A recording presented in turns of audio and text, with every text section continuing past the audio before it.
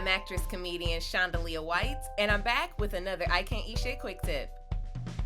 It's a quick tip. It's the month of love, and everyone's been eating a lot of sugar, a lot of sweets right now. Being all sweet to their sweeties, but isn't sugar, artificial sweeteners, and natural sweeteners, aren't they all just bad for you? Kind of. But did you also know that just eating carbs can be just as bad and spike your insulin levels? I had no idea, and I just found out the hard way. Let's get into that. We all are pretty familiar with the fact that if we have too much sugar or too much sweetener, then our blood sugar levels are about to spike through the roof. I'm talking about your eyes are bulging out your face. And I didn't really know that carbs can actually do the same thing. I had no idea. I mean, I maybe having like some mangoes or something because it's a sugary fruit. I can see something like that, or a bag of chips. But after that, I got nothing.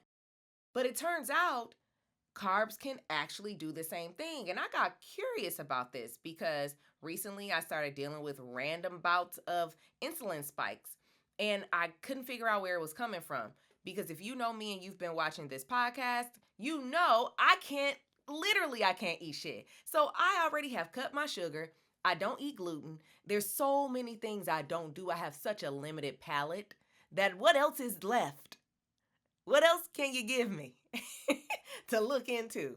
But turns out I wasn't balancing out my carbs. And if you are dealing with too many simple carbs, too many refined carbs, and randomly maybe the complex carbs, but not really because, they take a longer time to break down in your body. So it's a less chance of you having that insulin spike, but it can happen. So before we go any further, let's just break down each carb group. Let's start with the simple carbohydrates. The simple carbs are the sugars. And although they are good for you, they digest so quickly, they can cause your insulin to spike through the pancreas, just creating that insulin to absorb the sugar. Some of the simple carbs are fruits, vegetables, honey, table sugar, grains, malt beverages, and dairy products.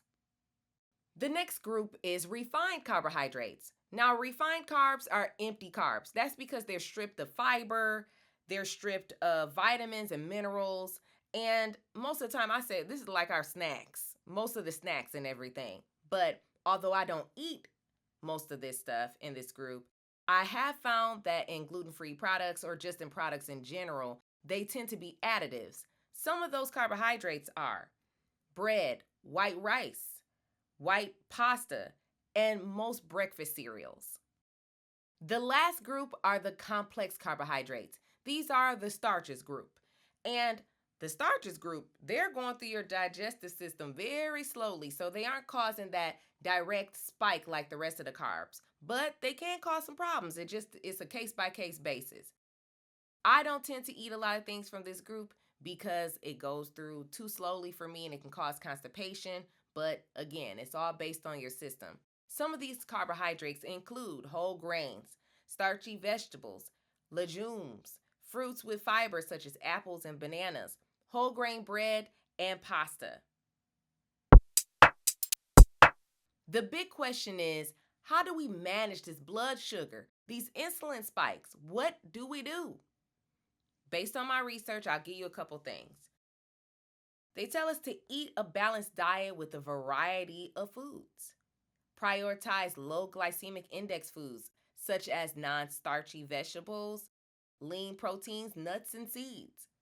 I will tell you, I'm in the middle of dealing with all of this right now, and this is very close to what I'm actually doing right now. I'm basically doing a modified keto diet with the help of my doctor to help me pinpoint what is spiking my insulin. What is it that's spiking my insulin? Because you already know I have such a limited diet already. It's nothing really left. So we had to figure out, okay, so what carbs are actually doing this to me? And it's actually been working. I have to say it has stood out. And one thing that I was not aware of was my sunflower butter. The sunflower butter is like peanut butter, basically. And I use that as something I use as a snack. And I don't know if it's because it's really a lot of carbs, but whoa, it spiked my insulin so quickly. I had about 2 tablespoons of it with some celery. And this is the one without the sugar or the salt. And I'm talking about through the roof. I just couldn't feel, I didn't feel good at all. It was a mess. So that's something I would not have figured out if I didn't go through that process of elimination. And that's basically what I'm in the middle of doing.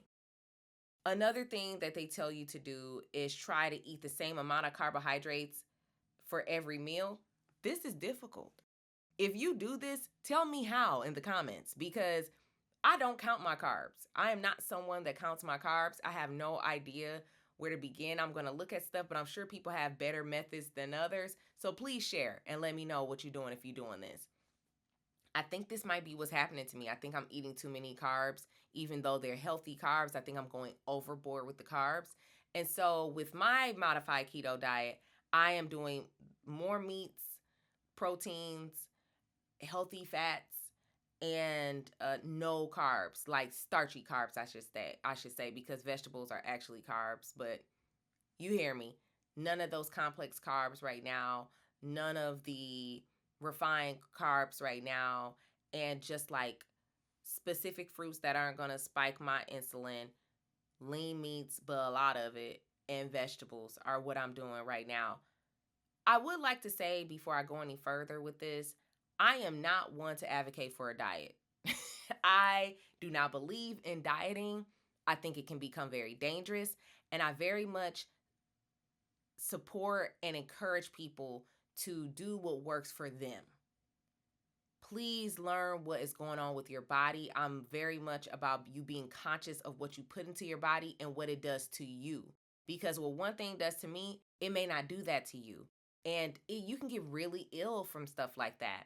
So if you are someone who is looking into ways to control your insulin, if you are thinking about doing a diet, I would say consult for sure with a doctor or have like a nutritionist or a dietitian help you out so that each meal is actually, it's balanced. So you aren't missing out on the nutrition that you actually need, because that happens often with diets. And I know good well I'm going to have to get that same help. So I'll be consulting with people in order to help me keep and maintain it. And I almost feel like you can also feel it. If you're in touch with your body, you can very much feel when you need a little bit more protein. And so the object of what I'm doing, instead of feeding my body when I need energy, instead of it getting that sugar to process really quick, I'm getting it the protein. So it's operating off of more protein right now. But this is only temporary. So again, I do not encourage you to jump to a keto diet, but just know it has helped me. And I am figuring out what is spiking that insulin. And I have not had an insulin spike since I figured out about the sunflower butter that I was using. So we'll see what else happens. I'll keep you posted. I hope this helps you. I hope that you can figure out how to get all of this insulin and blood sugar stuff together, because it can really lead to some heart disease and complex issues if you don't watch it. And that has been your quick tip. Which alcohol gives me heartburn? All of them. Hey. I feel like this is a trick question.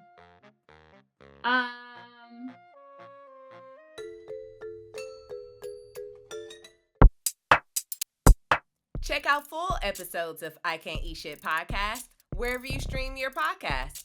You can also check me out on YouTube at Shondalia White, I Can't Eat Shit podcast. I have an RSS feed if you just want to listen, and a watch list if you want to watch me. If you watch me, there's bonus material. There's another way to do that. My full cooking segment, where I teach you how to modify recipes based on my restrictions. They're oh so good, so make sure you check them out. And for season 2, I'm modifying recipes inspired by my guests, so you get all the commentary from them as well. You can also check me out on Instagram at I Can't Eat Shit podcast or at Shondalia White. Thank you so much. I'll see you next time. I can't eat shit! It's a quick tip. I Can't Eat Shit podcast is not a replacement for a medical professional. If you need help, seek out a trained medical professional, nutritionist, or therapist to help you with your specific needs.